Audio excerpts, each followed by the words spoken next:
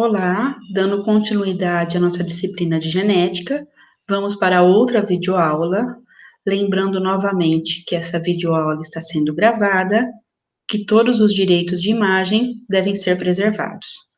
Agora eu vou compartilhar com vocês os slides de nossa apresentação.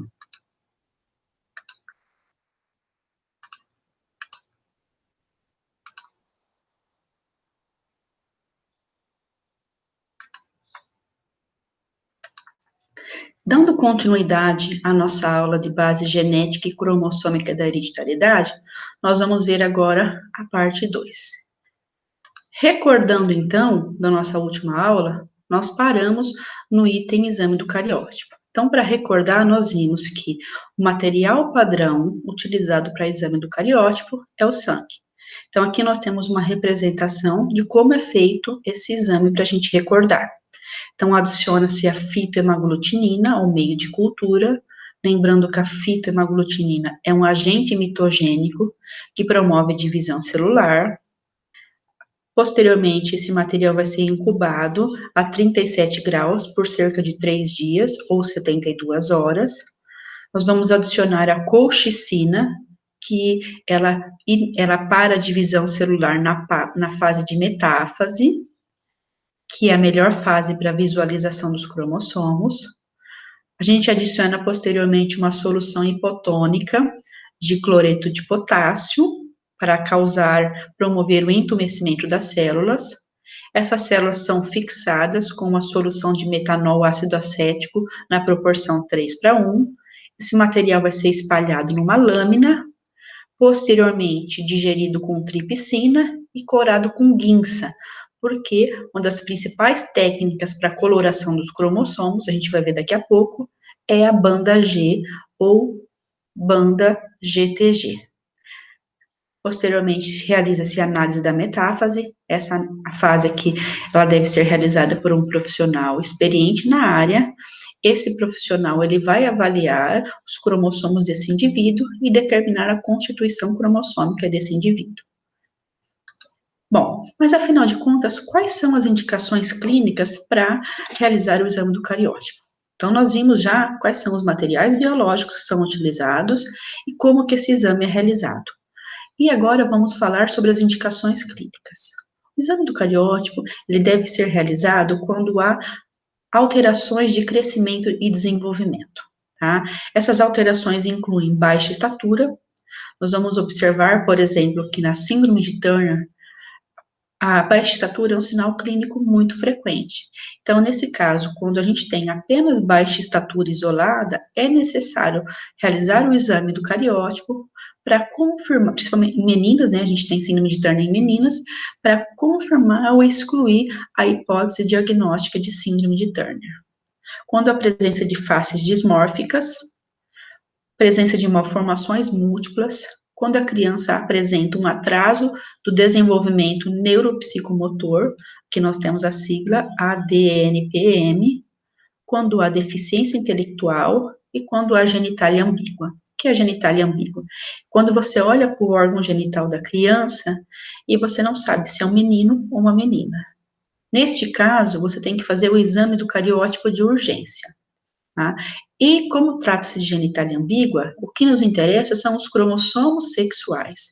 Portanto, aqui, né, nesse exame, a gente vai avaliar mais precisamente os cromossomos dos grupos C e G. Por quê? Porque no grupo C nós temos a presença do cromossomo sexual X e no grupo G nós temos a presença do cromossomo sexual Y.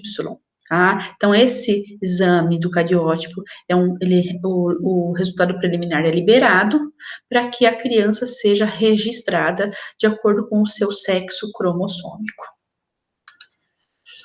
Outras indicações clínicas incluem NAT morto ou investigação de óbito neonatal. Então, a criança nasceu morta ou veio a óbito ainda no período neonatal, que vai de 0 a 28 dias de vida. Então, nesse caso, investiga-se para ver se tem a contribuição de alterações cromossômicas. Casais que tiveram um aborto de repetição, 2 ou mais abortos de repetição, homens que tenham redução do potencial de fertilidade. Esses homens podem ser azoospermicos, eles não produzem espermatozoides, ou podem ser oligozoospermicos, produzem uma quantidade pequena de espermatozoides. Nós vamos ver que isso daqui é muito frequente na síndrome de Klinefelter. Síndrome de Klinefelter, a totalidade dos homens, quase a totalidade, são azoospermicos, e uma pequena minoria possui oligozoospermia grave. Também temos a indicação para gestantes com idade materna avançada. Essa idade é considerada quando for acima de 35 anos.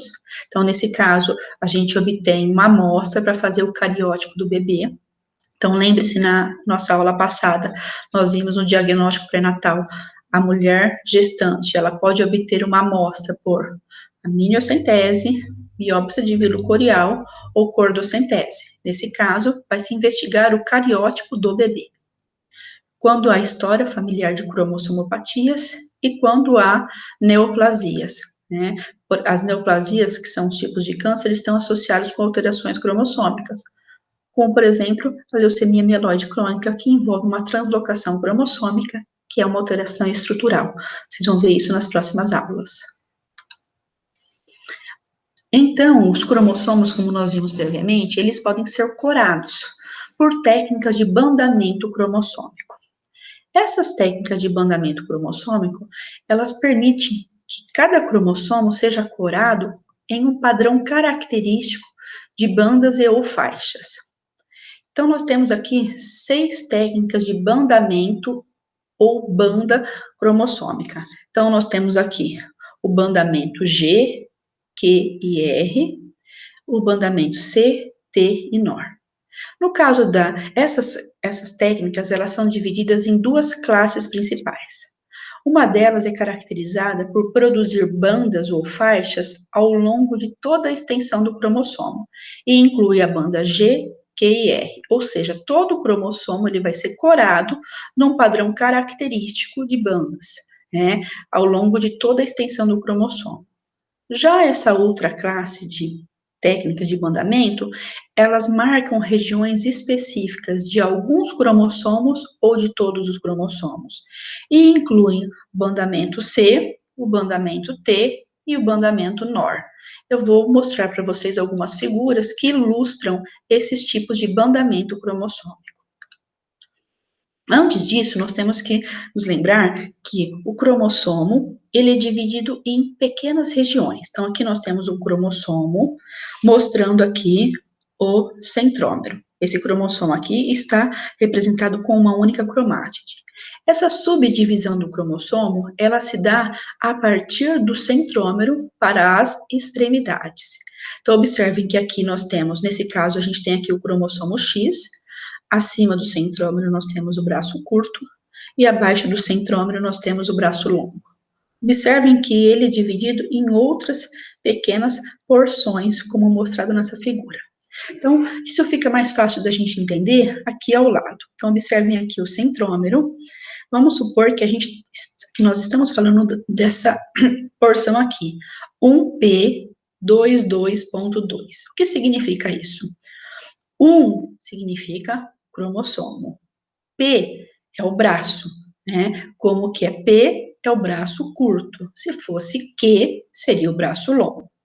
2 é a região, 2 é a banda e 2 é a subbanda. Então, quando a gente for falar de 1p22.2, nós estamos nos referindo apenas a essa pequena porção do cromossomo 1, tá? Então, sempre lembre-se que é cromossomo, braço, região, banda, um ponto, e depois do ponto, a subbanda. Então, essa divisão, ela se dá do centrômero para a extremidade. Então, aqui nós temos uma representação do bandamento G, banda G ou banda GTG. Por que recebe esse nome? Porque se usa um corante guinça, chamado guinça. Esse corante permite um padrão de bandas ou faixas claras e escuras que podem ser observados no microscópio óptico ou microscópio de luz.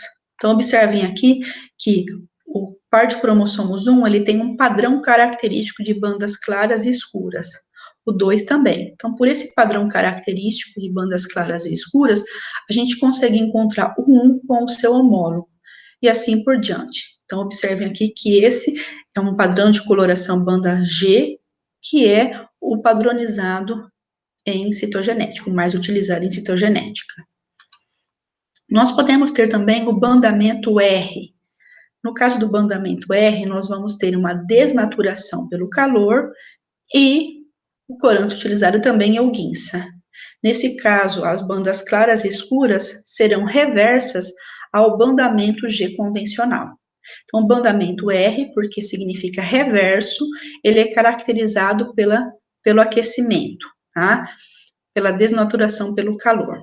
Observem que aqui nessa figura, eu destaquei em vermelho os cromossomos sexuais. Observem que aqui o cromossomo X está aqui, junto com os pares de 6 a 12, porque ele pertence ao grupo C, e aqui o cromossomo Y, ele pertence ao grupo G. Então, como a gente viu nessa outra figura, os cromossomos estão apresentados no canto inferior direito. Isso geralmente é o mais comum, mas se eles não estiverem no canto inferior direito, nós temos que observar os seus respectivos grupos. Observem que aqui o cromossomo X está aqui em cima porque ele pertence ao grupo C, como nós vimos na aula anterior. Nessa figura aqui, nós temos a representação do bandamento C. O bandamento C, observem aqui, ó, ele cora a região centromérica. E aqui embaixo, nós temos uma representação do bandamento NOR. O bandamento NOR, ele cora o quê? Ele cora a região organizadora nucleolar. Quem tem região organizadora nucleolar? Os cromossomos que têm satélite, lembram? Os cromossomos do grupo G, que são os pares 13, 14 e 15, aliás, do grupo D, desculpa, que são os pares 13, 14 e 15, e do grupo G, 21 e 22. Então, o bandamento NOR utiliza-se geralmente o nitrato de prata, e esse nitrato de prata, ele cora a região de satélite. Uma outra técnica utilizada, mas agora em citogenética molecular, é a técnica de Fish. A técnica de Fish, geralmente, ela é utilizada como complementação à citogenética clássica que envolve o exame do cariótipo. Então, a técnica de Fish, ela significa hibridização in situ fluorescente. Neste caso, se usa uma sonda, que é um segmento de DNA complementar, por exemplo, a um cromossomo específico. E ela é muito utilizada principalmente no diagnóstico pré-natal para a investigação das principais cromossomopatias. Então, vamos supor que nós vamos utilizar uma sonda para o cromossomo 21. Nós temos que pensar que no indivíduo que tem cariótipo feminino ou masculino, 46XX, se for uma mulher, ou 46XY, se for um homem, esse indivíduo tem 2 cromossomos 21. Consequentemente, nós vamos observar 2 sinais de hibridização para o cromossomo 21. Tá? Se a gente for pensar num indivíduo que tem síndrome de Down, quando a sonda se ligar, ao invés de ter 2 sinais de hibridização, nós teremos 3 sinais de hibridização. E nós podemos ver isso claramente nessa figura. A técnica de Fish, ela pode ser realizada em cromossomos metafásicos ou interfásicos. Geralmente, mais em cromossomos interfásicos, porque não requer cultura celular. Então, observe nessa figura que nós usamos 3 sondas. Uma sonda para o cromossomo 18, uma sonda para o cromossomo sexual Y e outra sonda para o cromossomo sexual X. Observem que nós temos um sinal de hibridização para o X, um sinal de hibridização para o Y, mostrando que esse indivíduo tem sexo, o sexo dele é masculino. No entanto, para o cromossomo 18, ao invés de 2 sinais de hibridização, nós temos 3 sinais de hibridização, porque esse indivíduo tem trissomia do cromossomo 18. Então, a constituição cromossômica dele é 47 XY mais 18. Então, observando aqui a aplicação dos Fish em núcleos interfásicos. Nessa outra figura, nós também podemos observar aqui, ó, a sonda para o cromossomo X na cor verde. Observem aqui o verde, o X. A sonda para o cromossomo Y na cor vermelha, que está aqui, e aqui em azul claro, a sonda para o cromossomo 18. Então, aqui nós temos 1, 2, 3 sinais de hibridização para o cromossomo 18, também mostrando que esse indivíduo tem trissomia do cromossomo 18. Aqui nessa figura, nós temos a aplicação da técnica de Fish para o diagnóstico pré-natal. Então, observem aqui na figura, na letra A, tá, que a gente tem um indivíduo normal. Então, vocês podem notar aqui que esse indivíduo ele tem 2 sinais de hibridização para o cromossomo 13, aqui os 2 sinais de hibridização. Ele tem 2 sinais de hibridização para o cromossomo 18, está aqui em verde. E ele tem 2 sinais de hibridização para o cromossomo 21, que está aqui em vermelho. Observem que ele tem um cromossomo X e um cromossomo Y. Então, o cariótipo desse indivíduo é 46XY, ele não tem nenhuma alteração envolvendo os cromossomos sexuais e nenhuma alteração envolvendo os cromossomos autossomos, que foram investigados. Nesse caso, os cromossomos autossomos investigados foram o 13, o 18 e o 21. Já na letra B, nós podemos observar trissomia do 21. Então, observe aqui que esse indivíduo tem 2 sinais de hibridização para o cromossomo 13, e ele possui 3 sinais de hibridização para o cromossomo 21. Então, ele tem trissomia do cromossomo 21. Se a gente fosse pensar no exame do cariótipo padrão, que é utilizado em citogenética clássica, esse indivíduo teria 3 cópias do cromossomo 21, como nós podemos ver aqui. Então, ele seria, nesse caso aqui, eu tenho um indivíduo do sexo masculino, 47XY mais 21. Lembrando que aqui, se a gente fosse lembrar da classificação dos cromossomos de acordo com os grupos, o cromossomo 21, ele pertence ao grupo G, tá? A técnica de Fish também pode ser utilizada para investigação de síndromes de microdeleção, como são as síndromes de Angelman e síndrome de Prader-Willi. Lembra-se da nossa aula de doenças gênicas que nós vimos que essas síndromes podem ocorrer devido à microdeleção da região 15q11.2. Tá? Então, a gente pode utilizar também a técnica de Fish para a investigação dessas 2 síndromes de microdeleção. Então, revisando o que nós vimos na aula Base Genética e Cromossômica, parte 1 e parte 2. Alguns conceitos. Na verdade, essas 2 aulas, elas são aulas que têm um enfoque bastante conceitual. É necessário que a gente recapitule alguns conceitos prévios para que vocês entendam as aulas subsequentes, né? Quando eu for falar de cromossomo acrocêntrico, vocês já sabem o que é. Quando eu for falar de um cariótipo, vocês já sabem o que é. Então, revisando alguns conceitos, o que nós vimos? Que o cromossomo acrocêntrico é aquele que tem o centrômero próximo à sua extremidade. Então, nós temos, como exemplo de cromossomos acrocêntricos, nós temos os cromossomos 13, 14, 15, 21, 22 e o Y.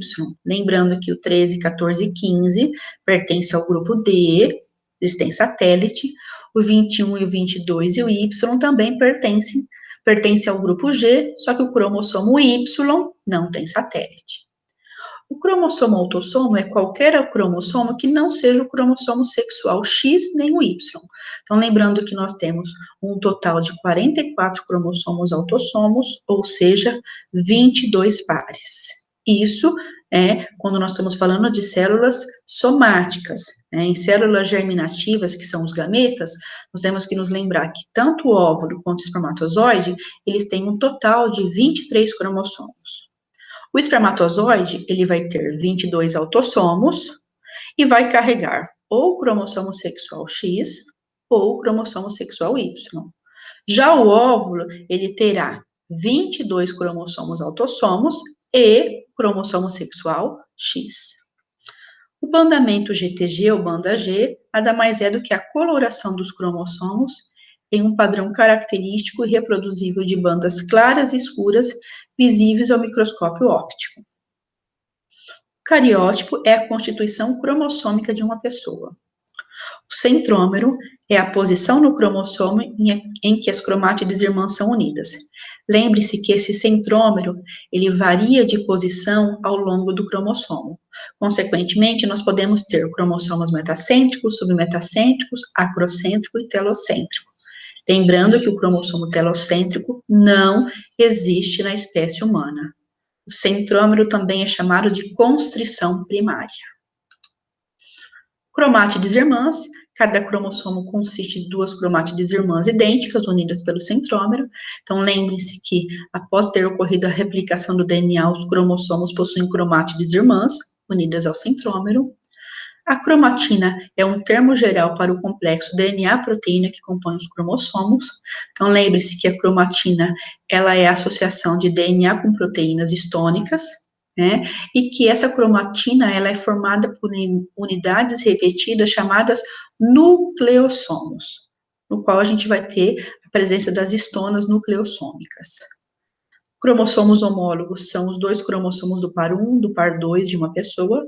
Lembrando que nós temos cromossomos homólogos apenas em células somáticas. Nós temos aqui o cromossomo metacêntrico, que é o cromossomo que tem o centrômero numa posição central. O cromossomo submetacêntrico, que é o cromossomo com centrômero deslocado do centro, que corresponde à maioria dos cromossomos humanos. E nós temos também telômero, que é uma estrutura especial presente na extremidade do braço cromossômico. Lembrando que nós também vimos que os cromossomos possuem o cinetocoro, que fica adjacente ao centrômero, e que ele possui braços cromossômicos. Acima do centrômero nós temos o braço curto, letra P, e abaixo do centrômero nós temos o braço longo, letra Q. Então, aqui eu coloquei esses slides para revisar alguns conceitos que nós vimos na videoaula parte 1 e na videoaula parte 2. Então, aqui eu trouxe também alguns artigos para complementar o conteúdo visto nessas aulas. Lembrando que esses artigos, eles estão disponíveis para que vocês possam lê-lo na íntegra. Então, esse trabalho aqui, ele foi publicado em 2019 e o título é 13 anos de análises citogenéticas no Laboratório de Genética Médica do Hospital Universitário Professor Edgar Santos. Então, foi realizado na Universidade Federal da Bahia e eles descreveram quais foram os principais motivos para que as pessoas realizassem o exame do cariótipo. Então, nós podemos observar aqui, esse gráfico 1, qual foi a indicação clínica dos pacientes encaminhados à Universidade Federal da Bahia, Laboratório de Genética Médica, entre os anos de 2005 e 2017. E essas pessoas realizaram o exame citogenético. Então, nesse gráfico aqui, nós podemos observar que cerca de 57% desses indivíduos realizaram o exame do cariótipo devido à presença de dismorfologias e ou deficiência intelectual. Cerca de 18% dos indivíduos, como vocês podem ver aqui em amarelo, é porque tinham suspeita de síndrome de Turner, que é uma cromossomopatia, ou exibiam distúrbios de diferenciação sexual. Cerca de 15% dos indivíduos tinham síndrome de Down, SD, síndrome de Down. 5% desses indivíduos foi devido à infertilidade ou abortos de repetição, e 5% dos indivíduos devido a filhos com alteração cromossômica. Então, lembrem-se quando a gente falou das indicações clínicas para exame do cariótipo. Então, esse gráfico, ele mostra as indicações clínicas, quais foram os principais motivos para que os pacientes realizassem um exame do cariótipo no Laboratório de Genética Médica da Universidade Federal da Bahia. Tá? E esses indivíduos também, alguns indivíduos, foram submetidos à técnica de FISH, que eu expliquei previamente para vocês. Então, a técnica de FISH, ela foi realizada em 44 pacientes que foram atendidos no Laboratório de Genética Médica. Então, vocês podem ver aqui o motivo pelo qual esses pacientes realizaram a técnica de FISH, e eu quero destacar para vocês aqui essa parcela aqui na cor rosa, que é a investigação de síndrome de Prader-Willi e síndrome de Angelman. Então, lembre-se que a síndrome de Angelman e síndrome de Prader-Willi são síndromes de microdeleção. Então, 8 pacientes utilizaram a técnica de FISH para a investigação de microdeleção nessas duas síndromes cromossômicas. Aqui eu tenho um outro trabalho também, um artigo de revisão publicado em 2018, no qual ele vai descrever as alterações cromossômicas nos abortos recorrentes por análise do cariótipo convencional, ou seja, por exame do cariótipo. Então, nesse caso aqui, eu trouxe apenas o resumo, mas vocês podem, eu disponibilizei para vocês o artigo na íntegra para que vocês possam ler. É um artigo de revisão. Então, observem que foi feito o exame do cariótipo em casais que tiveram aborto recorrente e também foi feito o exame do cariótipo em produtos de concepção. Observem que, nos casais que tiveram aborto recorrente, a frequência de anormalidades cromossômicas, ela variou de 1,23% a 12%. E esses indivíduos, eles tiveram principalmente alterações cromossômicas estruturais. Vocês vão ver na próxima aula as alterações cromossômicas numéricas e estruturais. Neste caso, nós temos a presença de alterações estruturais, que são as translocações recíprocas, seguidas pelas translocações robertsonianas. Já no caso dos produtos de concepção, a frequência foi acima de 50%, na maioria dos estudos, em cerca de 70% deles, e houve predomínio principalmente de alterações numéricas.